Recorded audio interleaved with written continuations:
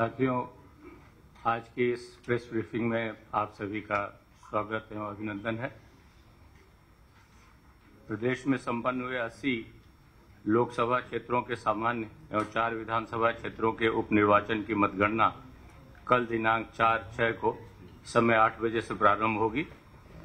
उक्त मतगणना के दृष्टिगत कुल 81 स्थानों पर मतगणना का कार्य संपादित होगा।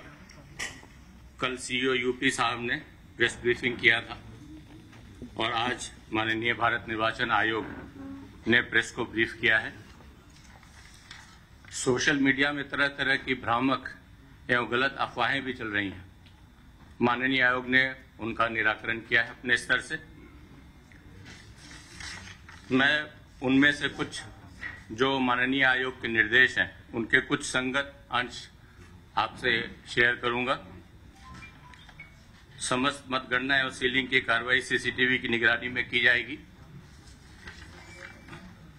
मतगणना स्थल परिसर में मीडिया सेंटर स्थापित किया जा रहा है। सूचना विभाग से एक अधिकारी मीडिया सेंटर के प्रभारी रहेंगे।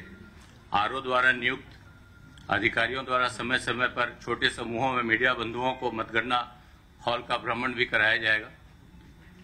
मतगणना हॉल के भीतर भारत निर्वाचन आयोग से जारी मीडिया पास धारक मीडिया बंधुओं को ही कैमरा ले जाने की अनुमति होगी। मीडिया बंधुओं को मीडिया सेंटर पर मोबाइल प्रयोग की भी अनुमति रहेगी। प्रत्येक मतगणना स्थल पर पब्लिक कम्युनिकेशन कक्ष भी स्थापित किया जा रहा है, जहां पर प्रत्याशी व उनके एजेंट आवश्यकता पड़ने पर मोबाइल फोन का प्रयोग कर सकते हैं तथा उनके फोन सुरक्षित रखे जाने की व्यवस्था भी की जा रही है। प्रत्येक मतगणना हॉल में एक ब्लैक बोर्ड, व्हाइट बोर्ड की व्यवस्था की जाएगी, जिसमें प्रत्याशी के नाम व राउंडवार परिणाम लिखा जाएगा ताकि सभी मतगणना एजेंट उसे देख सकें। मीडिया कर्मी एवं आमजन द्वारा results.eci.gov.in पर जाकर मतगणना के रुझान, ट्रेंड्स और मतगणना रिजल्ट्स जान सकते हैं। आज ईसीआई ने यह स्पष्ट किया है कि आरओ, एआरओ, प्रत्याशियों, मतगणना कर्मियों सभी के लिए एक ही हैंडबुक लागू है। जो इलेक्शन कमीशन ने जो निर्देश जारी किए हैं सभी पे वही लागू होते हैं। इस पे किसी भ्रम की गुंजाइश नहीं है। न ऐसे भ्रामक खबरों पे ध्यान दिया जाना चाहिए और ऐसे जो भ्रामक खबर फैला रहे हैं उनसे सख्ती से निपटा जाना चाहिए।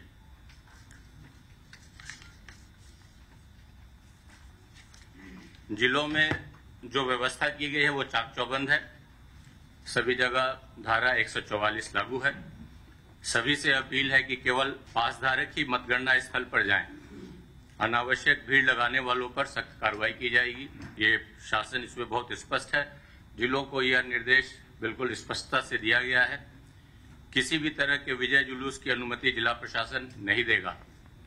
कोई प्रत्याशी विजय जुलूस के लिए दुराग्रह न करें। आपने देखा है कि विगत 7 चरणों में चुनाव बिल्कुल शांतिपूर्ण रहे हैं। कोई भी हिंसक घटना नहीं हुई है। सभी से अपील है शासन की कि मतगणना को भी पूर्णतः शांतिपूर्ण रखें। मैं डीजीपी महोदय से अनुरोध करूंगा कि पुलिस व्यवस्था जो की गई है उसके संबंध में आपको ब्रीफ करें। धन्यवाद। साथियों, अभी जैसा कि गृह विभाग के एसीएस महोदय ने आपको सभी विस्तृत बातों से अवगत कराया। कुल 75 जनपदों में 81 जगहों पे मतगणना की व्यवस्था होनी है। कुछ ऐसे जनपद हैं जहां 2-2 काउंटिंग सेंटर हैं। उसको रखते हुए, उन सभी परिस्थितियों को दृष्टिगत रखते हुए पुलिस व्यवस्थाएं की गई हैं। इस संबंध में भारतीय निर्वाचन आयोग के जो भी निर्देश हैं उसके हिसाब से ही फोर्स का व्यवस्थापन किया गया है। फोर्स का व्यवस्थापन त्रिस्तरीय है। जो इनर मोस्ट घेरा होगा वो जो केंद्रीय सुरक्षा बल प्रदत्त की गई है उसके द्वारा किया जाएगा। मध्यम घेरा पीएसी के द्वारा लैस होगा तथा आउटर मोस्ट जो घेरा होगा वो स्थानीय पुलिस के द्वारा मैन किया जाएगा। जिस तरह की भौगोलिक स्थिति काउंटिंग स्थान की होगी उस हिसाब से सर्कुलर रूप में व्यवस्थाएं की जाएंगी।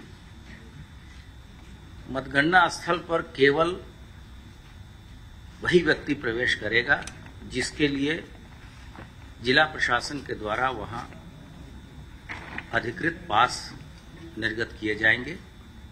हमारे जो मीडिया के कर्मी हैं या जो उम्मीदवारों के को जितने व्यक्ति अनुमन्य हैं, इसके अलावा मतदान कर्मी भी जो हैं उनके बारे में जो सैंपल पासेज हैं वो निर्गत किए गए हैं। जो महिला कर्मी हैं मतगणना से संबंधित, प्रेस से संबंधित या जो कैंडिडेट के साथ अगर कोई महिला है तो सबकी फ्रिस्किंग की जाएगी। लेकिन महिलाओं के बारे में ये स्पष्ट निर्देश है कि महिलाओं की चेकिंग उनकी निजता का ध्यान रखते हुए क्लोज्ड इनक्लोजर में महिला कर्मियों के द्वारा ही किया जाएगा। किसी भी परिस्थिति में किसी भी पुरुष के द्वारा महिला कर्मी की चेकिंग नहीं की जाएगी। साथ ही साथ इस दौरान यातायात में कोई बाधा न हो, इसके लिए पहले से ही यातायात प्रबंधन के निर्देश जनपद स्तर से निर्गत किए जाएंगे। जगह जगह पे हम लोगों ने कुछ QRT भी लगाए हैं, एंटी राइट इक्विपमेंट्स भी लगाए हैं। CCTV कैमरा का जो आने जाने के रास्ते हैं वहां भी CCTV लगाई गई हैं। जनपद के अन्य स्थानों पे भी जो संवेदनशील हैं वहां हम अपनी 112 की जो गाड़ियां होंगी उसका व्यवस्थापन करेंगे। सोशल मीडिया पे किसी भी तरीके से किसी तरह की अफवाह न फैले, इसके लिए हमारी लगातार सोशल मीडिया टीम काम कर रही है। जैसा कि ACS होम साहब ने बताया, कुछ लोगों ने ये अफवाह, तरह तरह की अफवाहें उड़ रही हैं कि भारी संख्या में आप वहां पहुंचिए, ऐसे हो जाएगा, वैसे हो जाएगा। मैं आपको स्पष्ट बताना चाहूंगा कि जिस तरीके से 7 चरणों के चुनाव यहां शांतिपूर्ण, निष्पक्ष, हिंसा रहित तथा प्रलोभन मुक्त वातावरण में कराए गए हैं और इस बार कोई भी घटना चुनावी हिंसा से संबंधित नहीं हुई है। ये एक जो यहाँ के चुनाव में लगे प्रशासन और पुलिस की जो टीम है, ये उसकी प्रोफेशनलिज्म को दर्शाता है कि पहली बार ऐसा हो रहा है कि किसी तरह की कोई घटना अभी तक रिपोर्ट नहीं की गई है। ये उनकी निष्पक्षता का भी प्रमाण है। तो हमारी लगातार इसमें वो है, मॉनिटरिंग चल रही है। लगातार होम कंट्रोल और DGP मुख्यालय के द्वारा भी इसकी मॉनिटरिंग की जाएगी। हीट वेव के संबंध में जो निर्देश शासन के हैं और पुलिस विभाग के द्वारा जारी किए जा रहे हैं, उसके अनुसार मतगणना स्थल पर पर्याप्त पेयजल की व्यवस्था कराई गई है, जिससे वहां डॉक्टरों की टीम भी रहेगी ताकि अगर कोई आकस्मिक स्थिति होती है तो उसको हम लोग उससे निपटे। स्थानीय अभिसूचना इकाई भी हमारी एक्टिवेटेड है। हमारे पास इस तरह के पुख्ता प्रमाण हैं जिससे कहा जा सकता है कि कुछ व्यक्ति वहां भारी संख्या में लोगों को पहुंचने की अपील कर रहे हैं। ऐसे किसी भी चीज से वो लोग विरत रहें, वरना कठोर से कठोर कार्रवाई की जाएगी। शांति व्यवस्था और कानून व्यवस्था बनाए रखने की जिम्मेदारी स्थानीय पुलिस की है और कोई भी व्यक्ति जो कानून व्यवस्था गड़बड़ करने का प्रयास करेगा उससे बहुत सख्ती से निपटा जाएगा और समय आने पे उसका उन व्यक्तियों के नाम भी हम आपके साथ शेयर करेंगे। पूरी मतगणना को सकुशल संपन्न कराए जाने के लिए एसपी और एडिशनल एसपी की अगर देखें तो 160 व्यक्ति लगे हैं केवल मतगणना के लिए, और पुलिस उपाधीक्षक 476, निरीक्षक 2248, उप निरीक्षक 12,883, मुख्य आरक्षी 20,876, आरक्षी 50,697, होमगार्ड 6,149 तथा सीएपीएफ की 145 कंपनी तथा पीएससी की 102 कंपनी का व्यवस्थापन इस दौरान केवल मतगणना के लिए किया गया है। अन्य जो फोर्स है वो पूरे जनपद में शांति व्यवस्था बनाए रखने के लिए उपयोग में लाया जाएगा।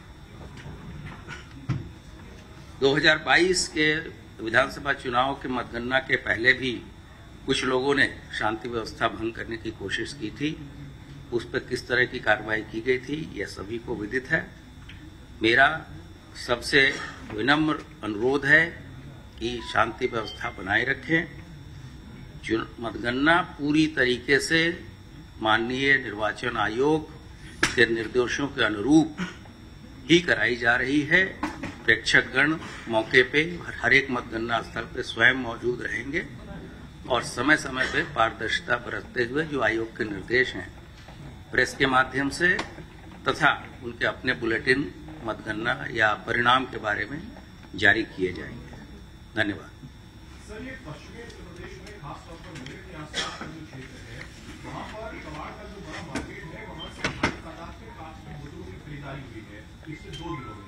क्या उस तरीके की चीजों के ऊपर कोई एक्टिविटी की जा रही है, नजर की जा रही है? मैंने जैसा बताया कि हमारे पास इस बात के पुख्ता प्रमाण है। हम सभी पहलुओं पर नजर रख रहे हैं और किसी भी हालत में शांति व्यवस्था बिगड़ने नहीं देंगे। और इसके बारे में आपने देखा भी होगा कि राज्य सरकार के द्वारा ऐसे प्रकरणों में कितनी कठोर कार्रवाई की जाती है। धन्यवाद।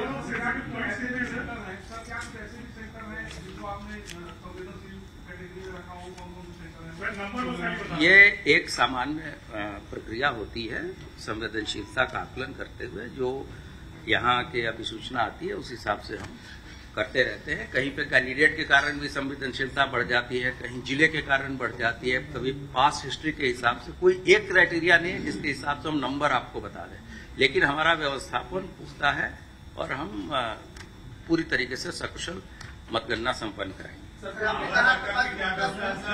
कुछ लोगों को पहुंचने के लिए कह रहे हैं, बहुत सारी संख्या में लोग वहां पहुंचे, इसके पुख्ता सबूत है। तो क्या सोशल मीडिया पे ऐसा जो प्रयास कर रहे हैं उनके खिलाफ कार्रवाई कुछ शुरू हुई? नहीं, हम अगर वो अपराध की श्रेणी में आएगा हम अवश्य कार्रवाई करेंगे। कुछ नेता कह रहे हैं सर हाँ, वो तो अनइंटरप्टेड पावर सप्लाई रहेगा, पावर बैकअप रहेगा, जनसेट रहेगा। नहीं, ये सब चीजें व्यक्ति विशेष के लिए, हाँ वो सब चीजें कार्रवाई कराई जाएंगी। Thank you.